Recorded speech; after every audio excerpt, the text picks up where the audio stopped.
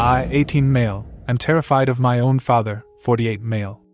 The whole story starts back in September of 2023 when I turned 18. I do not live with my father, nor have I for most of my life. My grandparents raised me, and my grandfather, 66M, passed away 6 years ago, and my grandmother, 68F, passed away in January of 2024.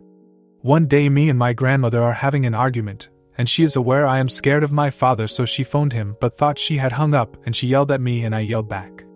No more than 5 minutes later I received a phone call from my father in the deep low voice saying apologize now, so I do, and he starts to threaten me, including threatening to cave my skull in. I tell him 3 times calm down because my grandmother was having breathing issues. My grandmother was his mother. He refused to calm down and continued to yell and scream his head off at me. Eventually I couldn't deal with both, so I hung up on him and fanned my grandmother to get her to read a bit more normal.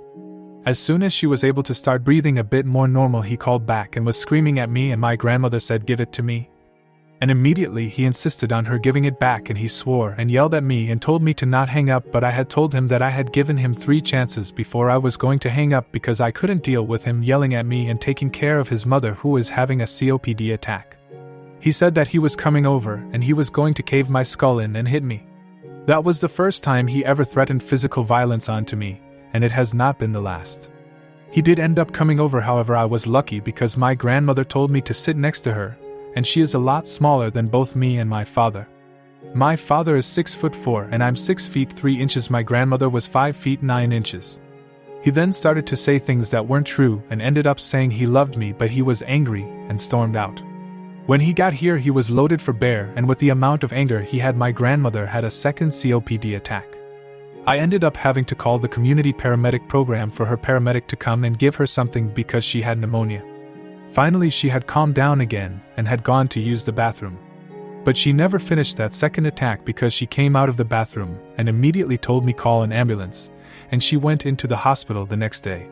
While she was in there I phoned my father to tell him, and I had stated the fact it was his fault that she was in there, and instead he starts yelling and screaming at me on the phone, and I tell him I don't care what he says, I am going there, and I will be her visitor, no one else, and he says he do the same thing. However, I was already half dressed, and I immediately hopped on the city bus, got over to the hospital, and he wasn't anywhere close.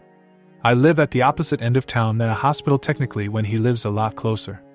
I made the trip back and forth from that hospital multiple times, and my grandmother ended up coming home that day luckily.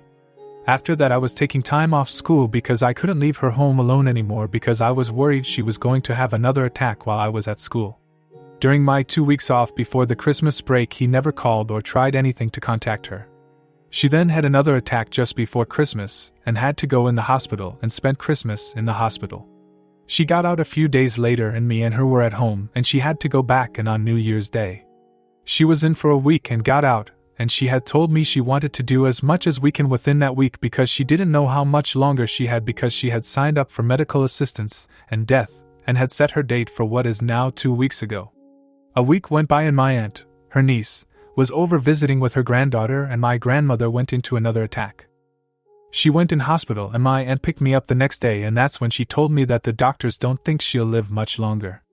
I spent that entire day with my grandmother and I went home at night, and I had stuff I had to do in that morning which I couldn't do, so I ended up going up to see you in the afternoon. I had something I had to do in the evening, but I went right back after, and my grandmother told me that she wanted me back early the next day, that way we could spend the day together. The next day she went into a coma, and a week later she died. The next day me, my aunt, and my father met at the funeral home to make all the arrangements. My grandmother owned no property, and I was the main executor of her will, the main inheritor of her will, and drain her life I was her power of attorney. My grandmother had received a letter the week before she died that was sitting in our mail because I wasn't home, saying she owed the building money. I ended up paying the building, and when I told my father he began yelling and screaming at me. We did not talk until that Friday. I saw him, we talked a little, and then we parted ways. The next week he had found out that a friend of my grandmother's had set up a GoFundMe account for my grandmother, and I had known about it when I met with him on Friday, but I didn't mention it because I didn't want to start a fight. Next week was my grandmother's celebration of life, and he told me and my aunt to tell everyone it was a potluck, and then the night before he gets angry with me and my aunt for telling everyone it was a potluck because all of a sudden his wife, my stepmom, and her mom are going to do this stuff. Both me and my aunt had said it's too late now, and he yelled and screamed at me and hung up the phone. Me and him had also thought that entire week because he did not want to have bagpipes at my grandmother's celebration of life despite me having joined the band of my city and my grandmother loving the bagpipes. That side of my family is not Scottish, it is my mother's side that is, but my grandmother loved the bagpipes, and she was extremely happy when I joined the band. Finally he caved and allowed us to have the bagpipes, but just before the bagpipes started he left. Over the last few months since then, me and him have had multiple fights, and we had a fight yesterday when I phoned to tell him of my dog's passing and I shared with him some news about what some other people in my family want to do with my grandmother's ashes. He then yelled and screamed at me and treated me like a piece of garbage, and whenever I tried to defend myself he got even angrier. He then told me today that he will handle them, and he essentially joked because he said he threatened to hurt me and he will threaten hurt them. My father does having to management issues and I am terrified of him when he gets angry, especially because there is nothing to calm him down anymore. My grandmother, despite being the little woman, could still control her son. He was her only child. I can't go no contact as of yet because he has my grandfather's ashes and we're trying to arrange things out for the ashes, however all the ashes are coming back to me eventually. I also have multiple youngest siblings, including 2 that live with him full time. My one brother lives with me and his mother, and then my one sister lives with her mother. I am afraid if I go no contact with him then I'll be endangering my siblings. He tells me I can't do this on my own, and yet he leaves me on my own for over a month to try and do everything. He also owes me over $200 in money that he's borrowed from me. Update 1. This update is to update you guys on new things and to clarify a few things. I have attempted to get the police involved and they have essentially said they can't do anything with the money because I lent it to him, and I wasn't technically forced into it despite me explaining to them the way he had faced the reason he needed the money was he would have been killed. The officer I spoke to only gave me his first name, and I called my detachment and left a message for their sergeant to call me back as soon as possible, and I still haven't heard anything. Second thing is I am incredibly broke. I am physically disabled and mentally disabled and I live by myself, so I try my best to do everything, but it's hard for me. I do not work at the moment because the fact I'm still trying to get my grade 12. In order to have a job that I don't have to be standing all day, I need to have that because I cannot stand for an entire shift. Third thing is the reason I am being very protective over my younger siblings is because only 2 others don't live with him at the moment. My full brother doesn't even really talk to him, and the other one that doesn't live with him does talk to him, just not often. The other 2 are 15 and 11. I don't want to lose contact with them either because I'm afraid that is what will happen. When my father is not angry, he is an incredibly nice guy, but he refuses to get any actual help, and he refuses to involve family in his issues besides asking me for money. Fourth thing is he also still has my grandfather's ashes.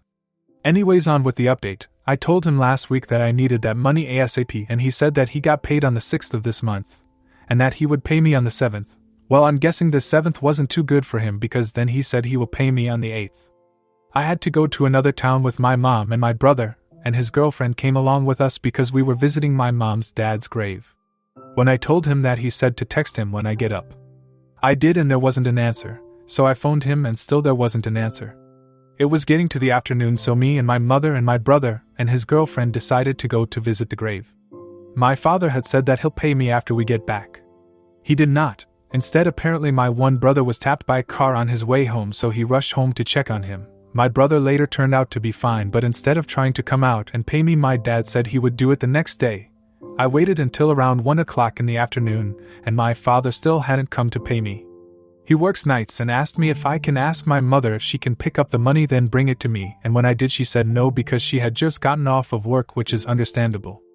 I had Messenger open, so I messaged him on Messenger, and he phoned me upset that I used Messenger because his girlfriend is under the impression he's cheating on her despite him being too old to do that anymore, and knew exactly how she would take that, so I apologized for the mistake, which looking back on I shouldn't have had to, and told him that he'd have to pay me today, which he agreed to. I tried to phone him this morning, and he kept not answering, so I went back to the hospital to visit a family member that is in there, and that's when he phoned me back. When I told him where I was, he said he might be coming there because he hurt himself, and he asked me if I can come to his place to pick up the money, so I did, and I only got $150 out of it, but it's better than nothing. He still owes me another $100, which he said he will pay me next week, so I am hoping on it because once he does and I get the ashes back, I will finally be free of his terror, and if I feel like I am able to go through with a restraining order, I will. The thing is, I don't have a lot of family, so I don't know if I could actually go through with it, knowing I have people who will still support me.